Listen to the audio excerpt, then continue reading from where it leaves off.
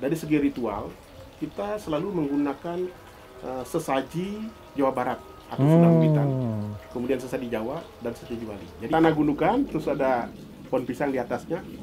Nah, kesinilah kemudian ditusuk tanahnya, keluar air, mendapat petunjuk juga namanya Beji Istana Kahuripan.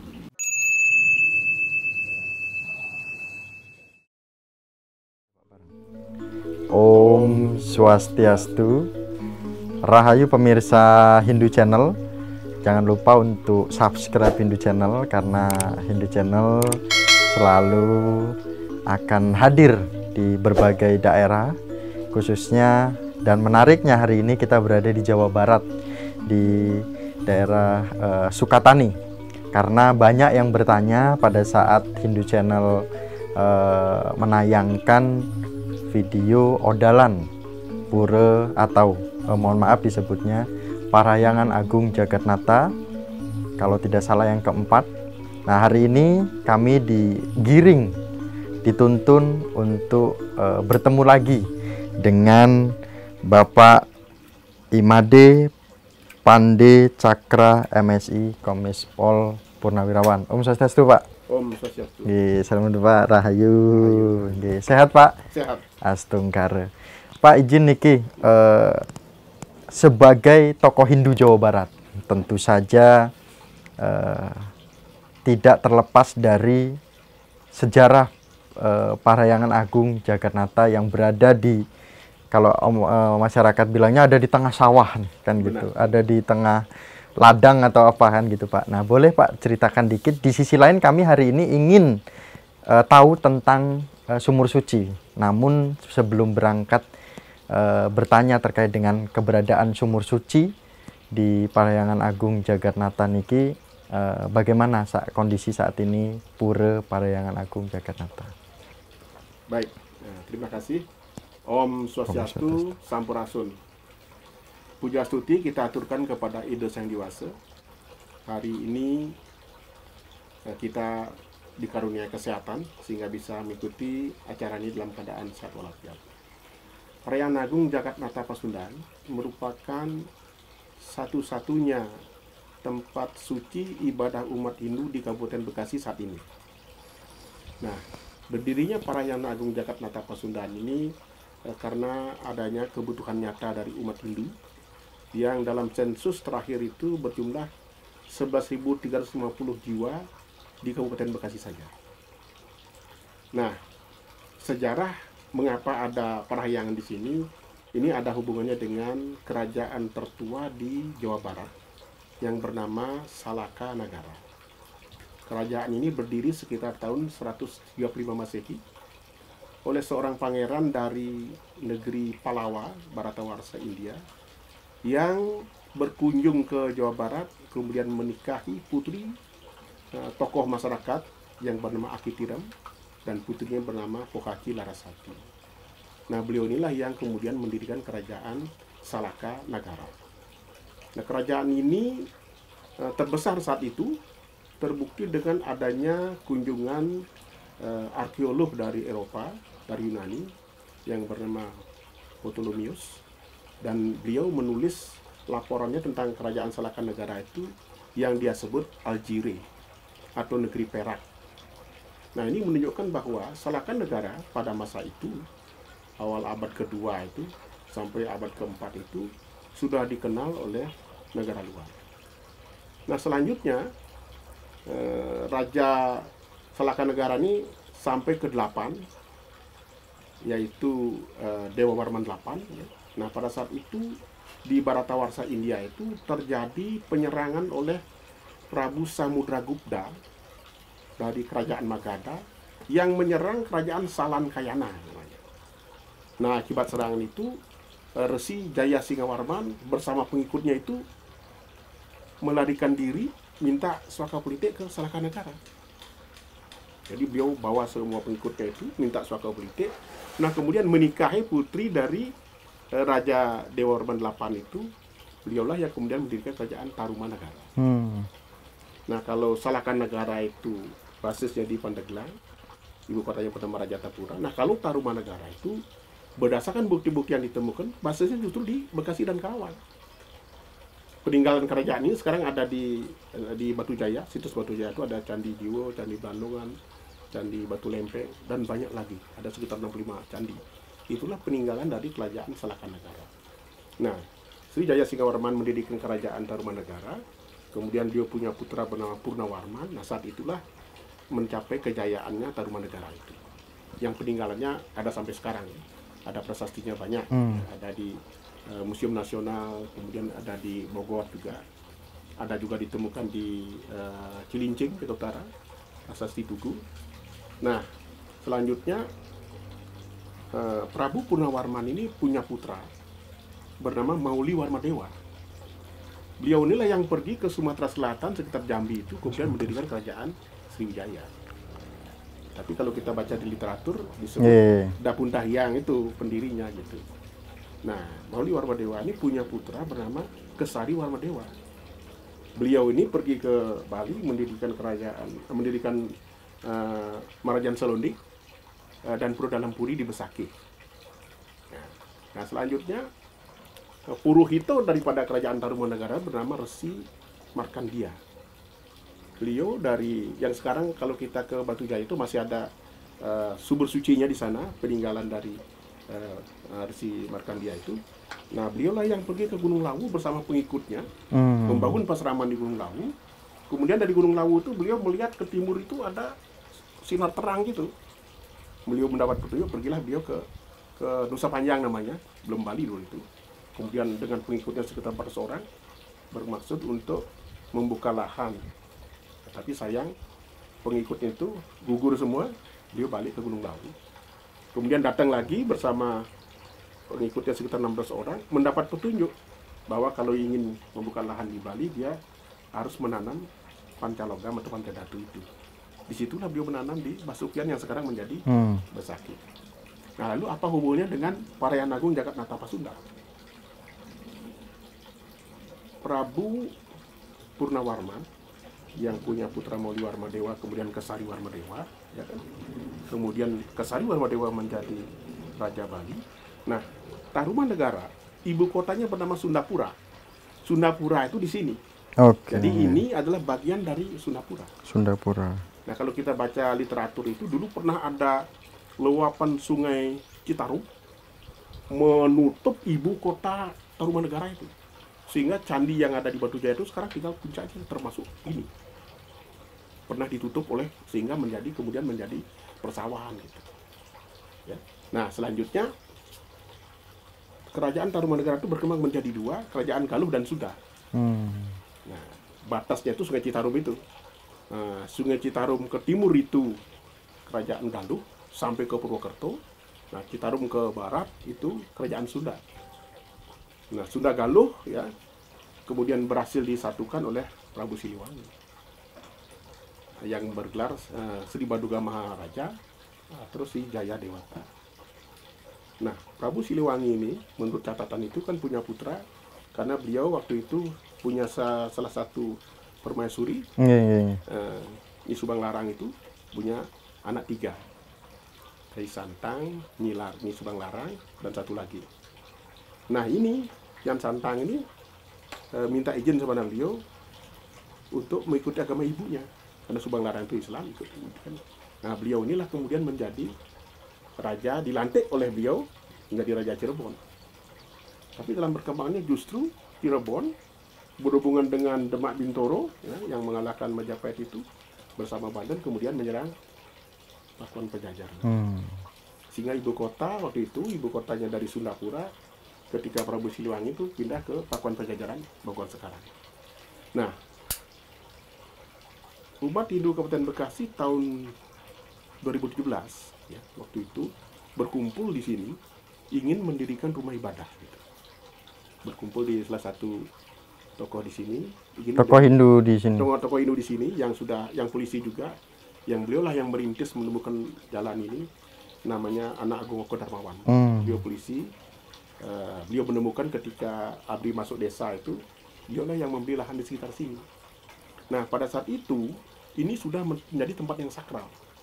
Lokasi sekarang Parahyangan Agung Jakarta Pasundan ini dari dulu sudah disebut petilasan keramat.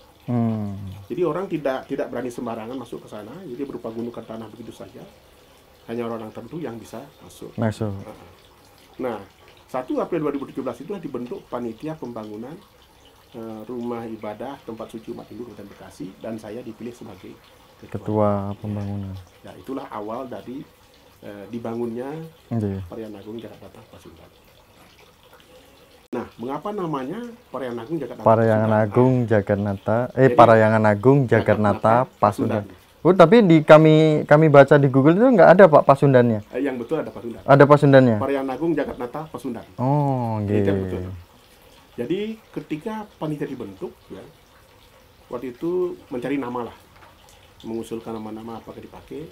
Nah, waktu itu saya mendapat petunjuk supaya namanya Parahyangan Agung Jagat Pasundan. Nah, begitu diterima. Tapi setelah kita mulai kegiatan fisik, ada petunjuk supaya namanya menjadi Parahyangan Agung Jakarta Pasundan di sini. Nah, akhirnya diberi nama Parahyangan Agung Jakarta Pasundan. Itu kita mulai membangun visi itu akhir 2019. Ya, pada bulan Mei 2019 kan pernah ada unjuk rasa di situ ya. Dan unjuk rasa. Kemudian dapat kita atasi unjuk rasa itu. Baru sekitar bulan Agustus itu kita mulai pembangunan fisik dengan mulai membangun mulai dari kamar mandi gitu ya, kemudian pasraman ya, karena kebutuhan yang pokok di sini itu ada 2. 1 rumah ibadah, yang kedua adalah sekolah untuk mendidik anak-anak kita yang tidak mendapat pelajaran agama Hindu di sekolahnya. Dan seterusnya. Jadi begitulah singkatnya. Nah, pada akhir 2019 kita mendapat petunjuk. Jadi kita waktu itu baru hanya ada pasraman, kamar mandi, kemudian Ganesha, Pinggayoni, dan Padmasana. Waktu itu kita mendapat petunjuk. Saya dipanggil ke petilasan keramat itu, ditanya siapa pemimpin umat Hindu di sini. Ya, saya diberitahu bahwa di sini ada sumur suci, sumber kehidupan warga Kampung Gelam dan warga Bapak, supaya Bapak buka. Petunjuknya begitu. Kemudian panitia di sini waktu itu hanya berupa gundukan tanah yang di atasnya pohon pisang seperti itu. Tapi sudah memang ada sumurnya tapi? Tidak ada. Oh, tertutup. Jadi, masih? Hanya tanah gundukan, terus ada pohon pisang di atasnya. Nah, kesinilah kemudian ditusuk tanahnya, keluar air. Kemudian disitulah terus digali gitu, berapa meter sudah keluar sumur airnya. Nah, itu juga diberi nama, mendapat petunjuk juga, namanya Beji Istana Kauripan. Nah, mengapa namanya Kauripan? Ada hubungannya dengan cerita yang tadi juga. Jadi begini, salah satu Raja Galuh itu bernama Raden Sanjaya. Nah, Raden Sanjaya ini dia sudah menjabat sebagai Raja Galuh, tapi dia juga menikahi putri Ratu Sima dari Kalingga itu, sehingga juga mewarisi kerajaan Medang itu. Nah, kerajaan Galuh diserahkan kepada putranya, kemudian beliau ke Jawa Tengah mendirikan kerajaan Mataram Hindu yang disebut Mataram kuno ya. Nah, Raden Sanjaya ini punya putra Rakai Panangkaran itu yang mendirikan Candi Sewu, Mendut, dan Tawon. Ada 3 candi yang didirikan. Kemudian dilanjutkan oleh putra dari Rakai Panangkaran bernama Rakai Piketan. Beliau melanjutkan Candi Sewu, tapi juga membangun Candi Prambanan itu, Siwagraha itu. Nah, kemudian seterusnya pada saat yang sama dari Kerajaan Selendra mendirikan Borobudur. Nah, Raja Mataram Hindu ketika dijabat oleh Teguh Darmawangsa, adik beliau menjadi permaisuri dari Prabu Udayana di Bali, melahirkan 3 anak. Yang tertua bernama Airlangga. Airlangga ini diambil menantu oleh Prabu Teguh Darmawangsa. Nah, sayang pada saat pewiwahannya itu diserang oleh kerajaan Wurawuri dari Madiun, dibantu oleh Sriwijaya. Prabu Teguh Darmawangsa gugur. Tetapi Airlangga bersama istri dan pemandu utamanya namanya Narotama berhasil melarikan diri. Nah, setelah beliau konsolidasi, setelah menjadi pertapa, kemudian diminta melanjutkan kerajaan Mataram itu. Kemudian beliau mendirikan kerajaan namanya Kahuripan, menjadi Prabu Erlangga. Nama Kahuripan ya, itu kan terjadi setelah abad ke-10 ya. Sedangkan di sini abad kedua. Dugaan saya nama Kahuripan itu berasal dari sini. Nama Kahuripan itu berasal dari Jawa Barat. Karena Mataram itu didirikan oleh salah satu dari rajanya Galuh dan seterusnya itu, sehingga namanya nama Kahuripan. Nah, kalau pernah ke situs Gunung Padang, di situ juga di kaki bukit itu, di tangga pertama itu, di situ juga ada sumber dangkal namanya air suci Kahuripan. Bisa sama dengan di sini tuh. Padahal kita tidak mengerti itu ya. Begitu kita ke sana, sebelum naik ke Gunung Padang itu, di sana mesti bersihkan dulu muka itu dengan air suci Kahuripan atau Cikahuripan. Cikahuripan. Oh, Nah, di Gunung Padang ada Cikahuripan. Dan kita nggak tahu. Tapi ini memang dia beri nama Beji Istana Kahuripan. Nah, mohon maaf Pak Made, niki tadi ada menyebutkan petunjuk seperti itu. Nah, terkait dengan sumur atau air tirta itu kan tidak bisa terlepas dari Hindu. Nah, pada saat itu petunjuknya itu memang Pak Made itu mencari tahu titik air suci, atau memang langsung saja dituntun untuk mencari titik sumur atau air itu Pak, atau seperti apa Pak Made? Jadi begini, sebelum panitia pembangunan ini dibentuk, sebelum ini panitia dibentuk, di sini sudah dikunjungi oleh pegiat spiritual, antara ini Pak Putu Romanto. Jadi sudah mendapat petunjuk juga bahwa di sekitar area ini ada sumur suci. Jadi belum kelihatan entah di mana tuh, tertutup gitu ya, nggak ada kelihatan. Tapi ketika saya dipanggil, diberitahu bahwa di sini ada sumur suci yang tertutup. Itu ada pohon pisangnya, berarti ya kan ini kan. Kemudian inilah dia gitu. Nah, jadi hanya Bapak yang bisa buka gitu. Dia bilang gitu. Sebelumnya ada yang berani. Tetapi berdasarkan cerita tokoh masyarakat di sini, ini dulunya bulakan yang luasnya lebih dari 50 meter persegi. Dari dulu ini memang air untuk dua kampung, Kampung Gelam sama Kampung Bulukukum. Jadi kemarau-kemarau begini mereka ngambil air di sini, cukup untuk dua kampung. Bahkan ketika zaman perjuangan, ini informasi dari tokoh masyarakat di sini juga, para pejuang-pejuang kita, pendekar-pendekar itu dari Jawa Barat di mana-mana datang ke sini untuk mandi, minta kekebalan. Jadi kalau dia sudah mandi di sini dengan berdoa, dites tangannya ditepas pakai pisau, tidak luka. Dalam perjalanan seterusnya entah bagaimana, terus ketutup gitu ya. Tidak ada yang bisa ceritakan kenapa tertutup gitu. Apakah sengaja ada yang nutup ataukah karena masalah alam gitu. Nah, sehingga ketika kita mendapat petunjuk, kita buka di sini, kepala desa bilang memang ini dulunya memang anunya Hindu. Situsnya Hindu. Jadi langsung mendapatkan respon dari... Ya, didukung kita. Memang makanya kita bisa pakai ini. Tidak ada yang, bahkan ke sana sebenarnya masih ada. Tapi entah bagaimana oleh penggarap itu jadi dianukan itu. Sebenarnya ini luas dulunya. Jadi mereka sudah tahu ini situsnya Hindu gitu.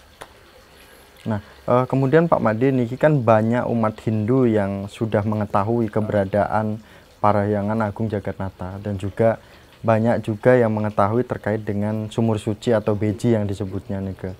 Nah, bagaimana kita memberikan hal ini kan banyak nih, ada dua pandangan Pak Made. Jadi pandangan secara umat Hindu yang mengakui bahwa keberadaan beji ataupun air tirta atau sumur itu memang ciri khas dari umat Hindu.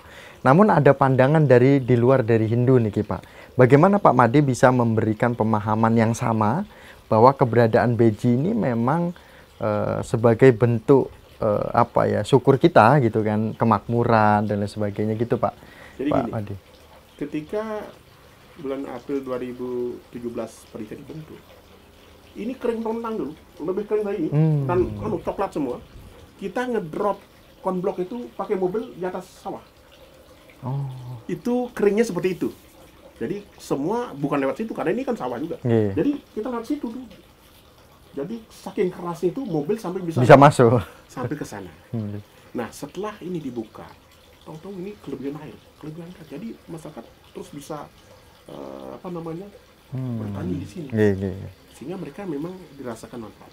Sampai sekarang pun masyarakat yang kesulitan air ngambil air di sini untuk minum. Oh, ada khusus ya Pak? Untuk minum dan juga untuk ibadah atau hajatan. Jadi hajatan mereka minta di sini karena ini air yang berkhasiat.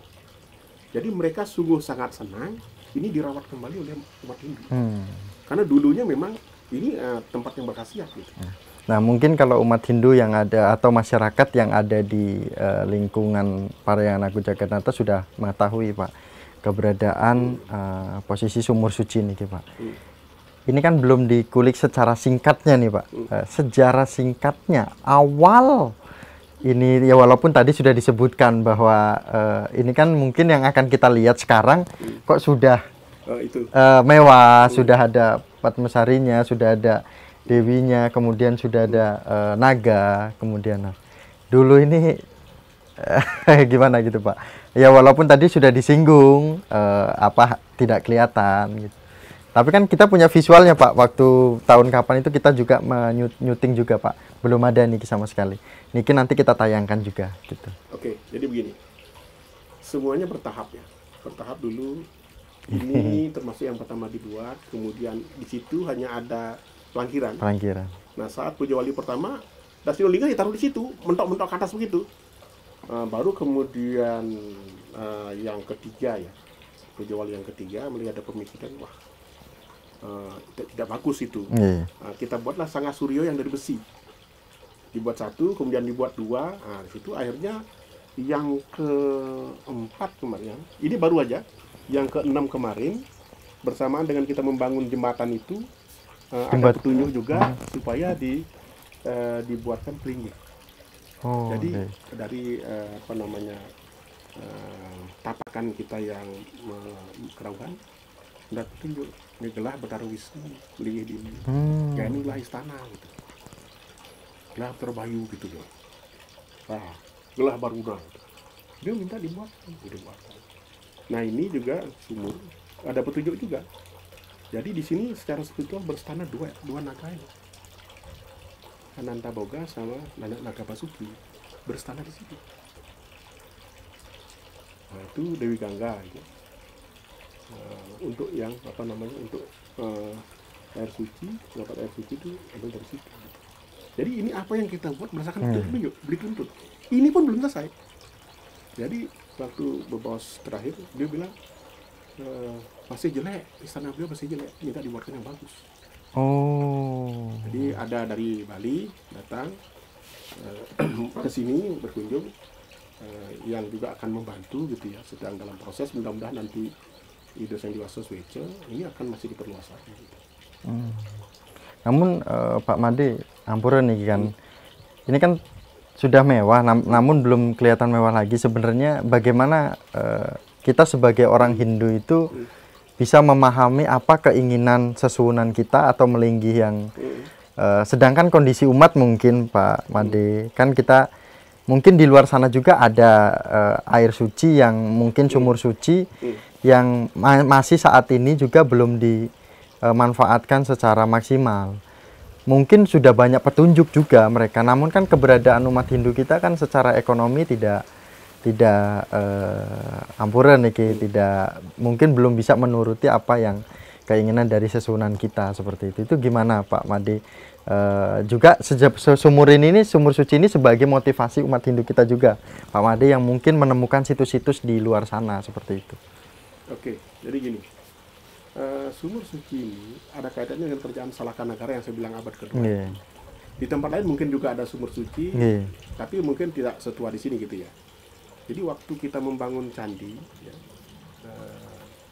sedang membangun itu baru sepertiganya, kita melakukan upacara entas-entas ngabiannya lah. Jadi ya hubungannya tadi dengan cerita kerajaan Sunda Galuh yang bertempur dengan Cirebon, Banten, dan Demak, itu kan banyak gugur dan kemudian kan sudah pemerintahan berganti dari Hindu ke Islam. Jadi ini tidak ada yang mengupacarai. Itulah yang kita upacarakan entas-entas dan kemudian dilinggihkan. Maka di candi itu kita stanakan Brahma Wisnu Siwa dan leluhur Tatara Pasundan yang sudah menjadi ista dewata. Jadi seperti awalnya kita ini tidak ada modal sama sekali. Panitia nggak ada modal sama sekali. Tapi kita yakin kalau memang Ida Sang Dewasa Karukun Tatara Pasundan mengendaki pasti akan terbangun gitu. Demikian juga ini. Jadi sedikit demi sedikit kita beri tuntun di jalan. Bahkan ini kan rencananya ini akan kita ambil ya bersatu dengan itu. Akan disatukan dengan situ sehingga mepet ke jalan. Makanya jembatan kita bangun di situ. Nanti pintu gerbang utama masuk dari situ ke sini terus Kori Agung nanti di sana. Itu pembangunan tahap kedua nanti rencananya mungkin tahun depan 2025 kita mulai. Jadi ini selain berdasarkan petunjuk-petunjuk itu, jadi sudah yang keberapa nih orang Metito Yatro di sini? Udah. Mungkin 30-an. Jadi mereka ditarik untuk ke sini. Kita tidak pernah ngajak, mari kita enggak. Mereka datang dan minta melukat di sini. Nah, di sini mereka menemukan kedamaian. Jadi orang yang nangkil ke sana pada Jakarta Pasundan juga menemukan kedamaian, ketenangan dan fresh secara spiritual. Itu yang mungkin yang membuat orang tertarik. Nah kemudian Pak, kebanyakan nih kegunaannya atau manfaat keberadaan sumur suci ini pasti yang nonton juga tidak hanya umat Hindu saja. Kalau umat Hindu kan sudah paham Pak. Kegunaannya nih Pak. Oke. Jadi selain untuk umat Hindu, sumur ini juga bisa dimanfaatkan oleh masyarakat yang merasa cocok untuk memperoleh kesehatan. Saya pernah menyaksikan langsung ada anak remaja mungkin umur 20 itu ditandu. Diajak ke sini, kemudian dia mengaturkan pejati, kemudian melukat, pulangnya udah bisa jalan kaki. Itu saya saksikan langsung. Jadi tidak kata orang, saya saksikan langsung.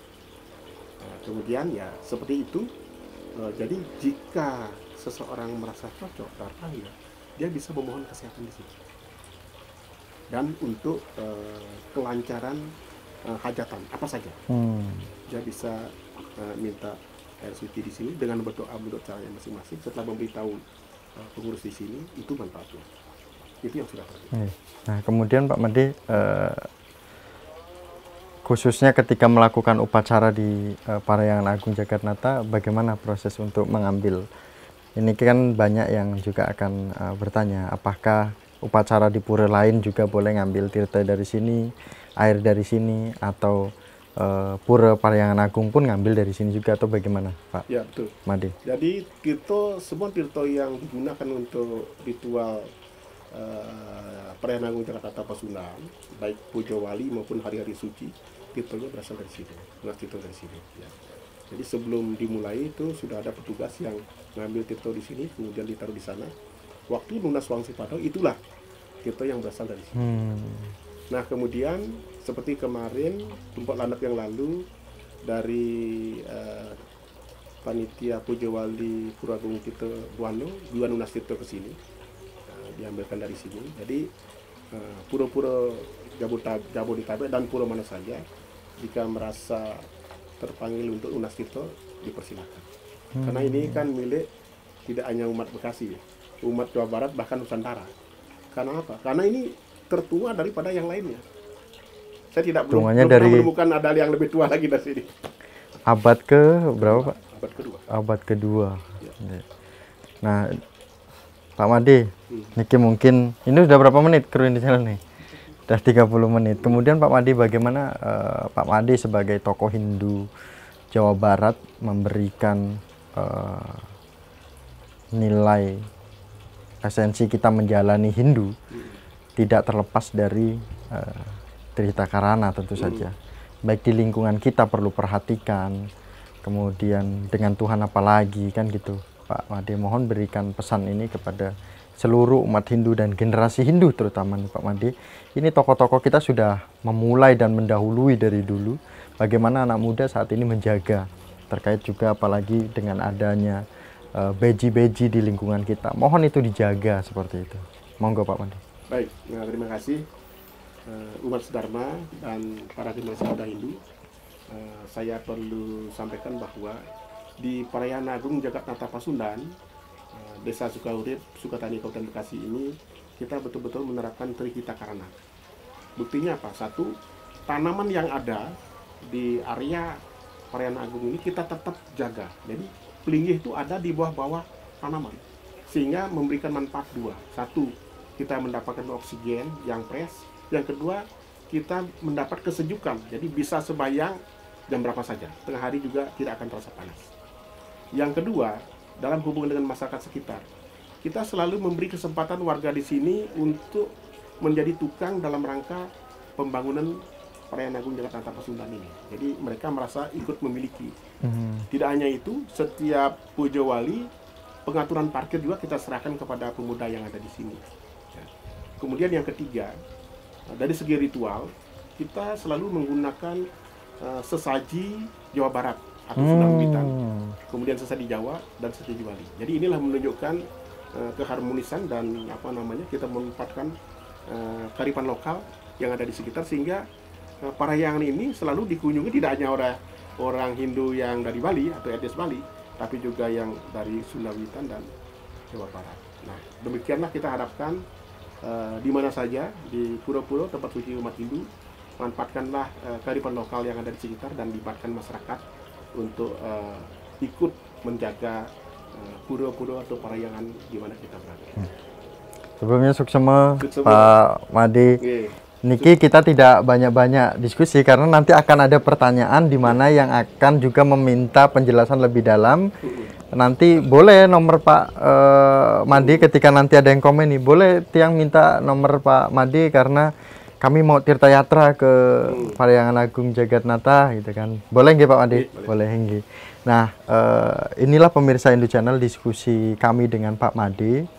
Sedikit dan kurangnya diskusi kami pada hari ini, tentu ini adalah Hindu Channel hanya bisa memberikan informasi keberadaan Pura Jagatnata, khususnya Perayaan Agung Jagatnata dan juga Beji yang ada di khususnya Sukatani seperti itu. Nah, mungkin ini diskusinya Pak Made, kami tutup dengan Paramasanti bersama dengan tokoh Hindu Jawa Barat, Dr. Andes I Made Pande Cakra MSI Kombes Pol Purnawirawan. Paramasanti.